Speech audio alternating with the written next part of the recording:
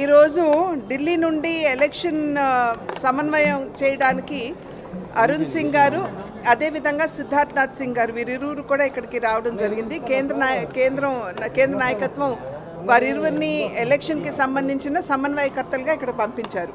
కనుక ఇవాళ ఎవరైతే పార్లమెంట్ అభ్యర్థుల పేర్లు ఖరారయ్యి అనౌన్స్మెంట్ అయిందో ఆ పార్లమెంట్ సభ్యులు మరియు ప్రతి జిల్లా నుండి కూడా జిల్లా అధ్యక్షులు అక్కడ ఉన్నటువంటి ముఖ్య కార్యకర్తలు అందరినీ కూడా పిలవటం జరిగింది.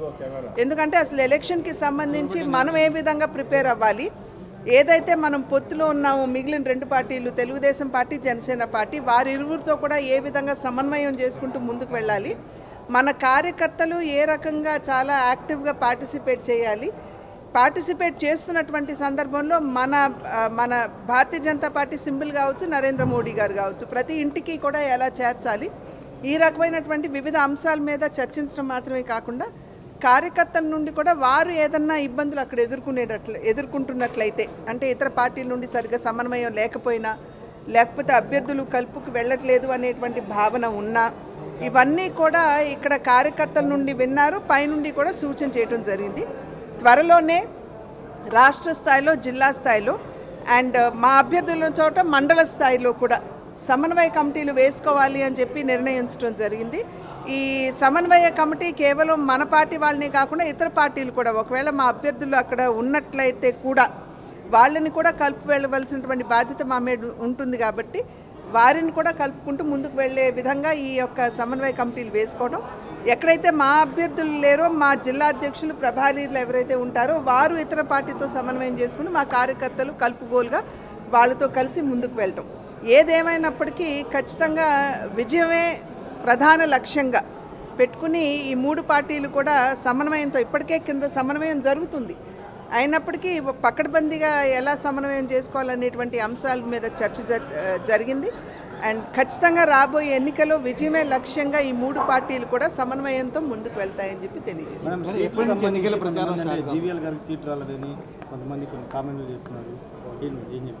దీని మీద మేము చెప్పేది ఏముంటుందండి, ఇప్పుడు పొత్తులో భాగంగా మాకు కొన్ని సీట్లు వచ్చాయి, ఆ సీట్లో ఉన్నటువంటి అభ్యర్థుల్ని ఖరారు చేస్తారు. విశాఖపట్నం రాలేదు, సో ఇంకొకరిని ఖరారు చేసే అవకాశం ఎక్కడ ఉంటుంది?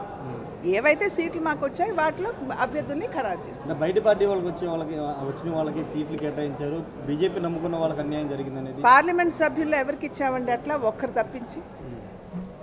వరప్రసాద్ మోదీ ఒక్కరిని తప్పించి మేము బయట వారికి ఇవ్వలేదు కదా, కార్యకర్తలకు ఇచ్చుకున్నాం. అక్కడ ఉన్నటువంటి ఆ జిల్లాలో ఉన్నటువంటి పరిస్థితుల నేపథ్యంలో విజయమే లక్ష్యం అని అనుకున్నప్పుడు వివిధ అంశాలను కూడా దృష్టిలోకి తీసుకోవాలి, వాటన్నింటినీ పరిగణలోకి తీసుకోవడం జరిగింది.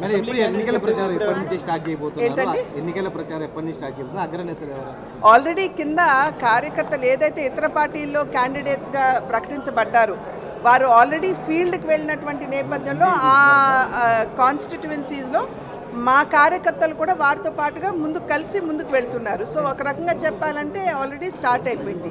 ఏవైతే భారతీయ జనతా పార్టీలో ఇప్పుడు అభ్యర్థుల పేరు ఖరారైందో అది మనకి ఐ థింక్ నామినేషన్ పత్రాలు వచ్చేటప్పుడు 18 నుండి 25 వరకు ఉంటాయి. సాధారణంగా వారు నామినేషన్ వేసిన తర్వాతే కింద క్యాంపెయినింగ్కి వెళ్తారు కాబట్టి వారు త్వరలో నిర్ణయిస్తారు. ఈలోపు కేవలం నామినేషన్ వేసే వరకు ఆగకుండా నేను ఇందాక చెప్పినట్లుగా సమన్వయ కమిటీలు వేసుకుంటూ కింద పని ఆల్రెడీ అంటే సంస్థాగతంగా ఏ రకంగా ముందుకు వెళ్ళాలనేటువంటి అంశాల మీద అభ్యర్థులు దృష్టికి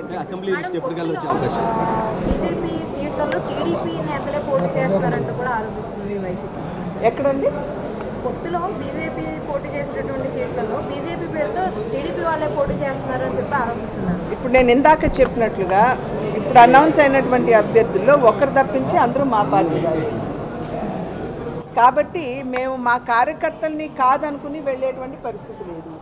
ఒకవేళ ఆ రకంగా ఏమన్నా డిసిషన్ తీసుకోవాలనుకున్నా కూడా పార్టీలో కార్యకర్తలతో చర్చించిన పిమ్మటే దాని మీద నిర్ణయం అనేది జరుగుతుంది. క్రమశిక్షణ కలిగినటువంటి కార్యకర్తలు కాబట్టి భారతీయ జనతా పార్టీ కార్యకర్తలు ఒక్కసారి చర్చించుకుని నిర్ణయించిన తర్వాత ఆ డిసిషన్కి అబాయిడ్ అయ్యేటువంటి పరిస్థితి.